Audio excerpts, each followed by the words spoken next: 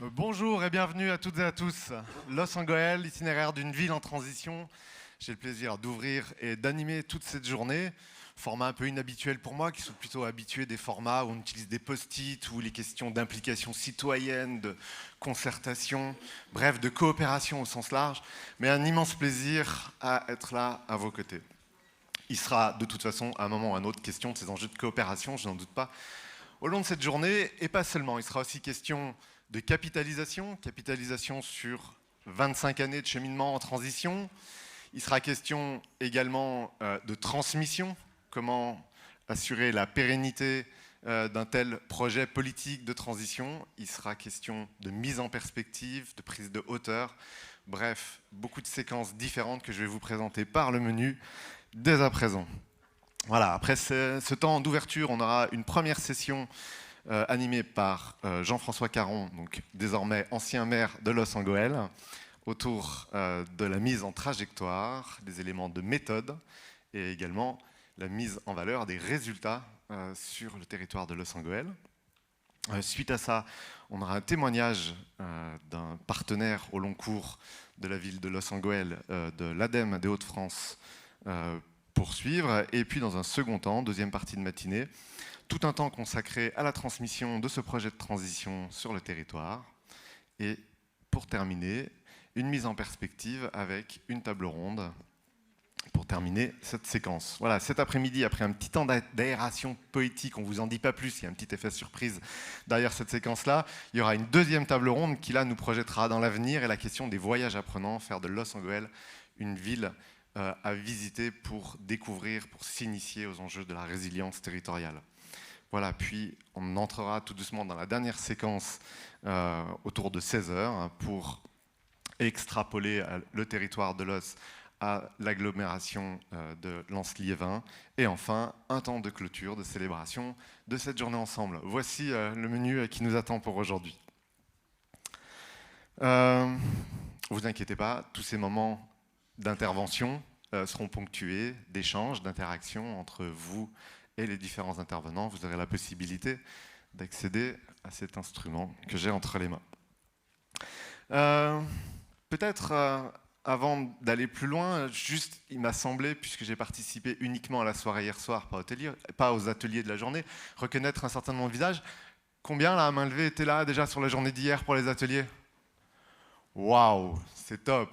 Alors, j'avais prévu de demander initialement aux participants d'échanger le temps de quelques minutes avec leurs voisins sur pourquoi vous êtes venus ici. Ce que je vais faire plutôt, c'est de vous inviter à partager avec la personne qui est à votre droite ou à votre gauche, selon votre préférence, qu'est-ce qui vous a le plus touché dans la journée que vous avez vécue hier? À quel endroit c'est venu vous, en tant que personne, vous toucher? Allez, je vous laisse quelques minutes d'échange. Je vois que les échanges démarrent au quart de tour. Super, merci, je rappelle votre attention. Ah ben ça y est, hein. La salle est partie.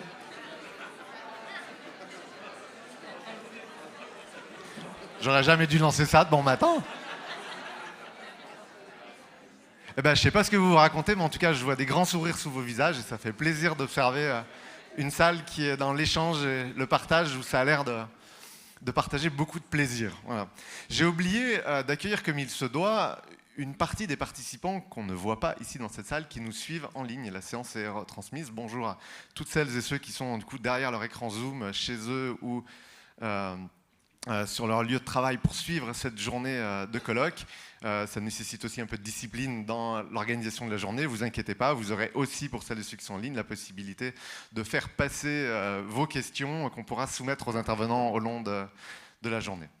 Voilà, on est, quant à nous, ici réunis dans un magnifique lieu et je vais accueillir maintenant Rémi Maillard, le directeur du musée, dès à présent. Merci de me rejoindre sur scène.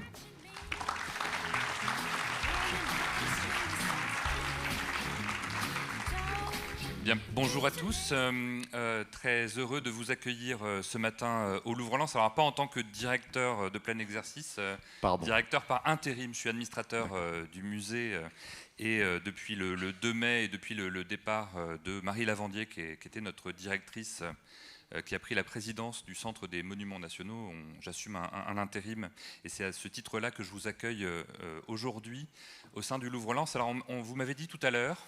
Peut-être, pourquoi ça fait du sens pour vous d'accueillir un événement comme celui-ci au sein du musée? Alors, la question de la transition, forcément, nous interpelle tous. On est bien évidemment conscient, en tant que musée qui doit conserver des œuvres, garantir des conditions de température, en tant que gestionnaire d'un parc de 20 hectares, concernés par les questions de transition, de changement climatique. Et donc, évidemment, ça fait beaucoup de sens pour moi, pour les équipes du musée, que d'accueillir ce matin un colloque concernant cette question et autour effectivement de l'exemple de la ville de Los Angeles, tout à côté, qui est un exemple évidemment très inspirant sur ce territoire.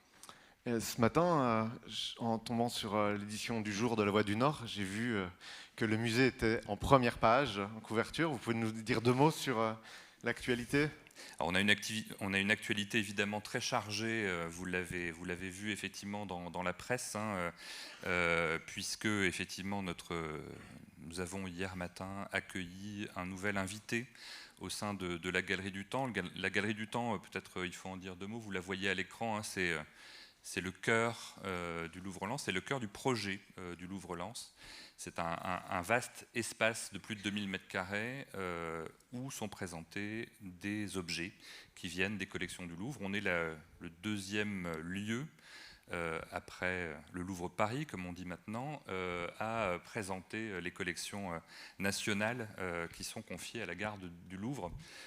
Et donc on est amené effectivement à accueillir des œuvres magnifiques qui sont accessibles, et c'est important de le dire, gratuitement, puisque la Galerie du Temps, depuis l'ouverture du musée il y a maintenant 10 ans, est gratuite, signe de la volonté de la démocratisation culturelle qui est vraiment consubstantielle au projet du Louvre-Lens. Et donc, depuis hier matin, nous accueillons la Dentelière de Vermeer qui arrive tout droit du Rijksmuseum, où elle a été présentée dans le cadre de la grande exposition Vermeer, et qui est vraiment une des pièces iconiques, une des pièces majeures des collections du Louvre qu'on va avoir parmi nous au sein de la Galerie du Temps pendant 1 an, une petite année.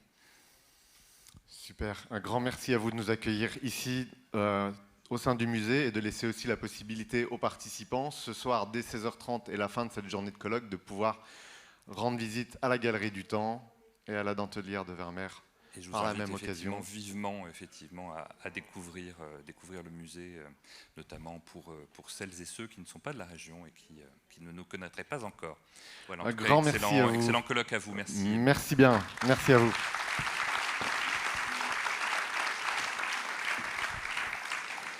Et pour être tout à fait complet sur le sujet, sachez qu'on a organisé un système de rotation de navettes pour ramener celles et ceux qui doivent rejoindre la gare de Lens. La dernière est prévue à 18h10, donc vous aurez la possibilité de vivre pleinement la journée jusqu'à son terme et de visiter la Galerie du Temps et de retourner vers la gare pour celles et ceux qui doivent rentrer.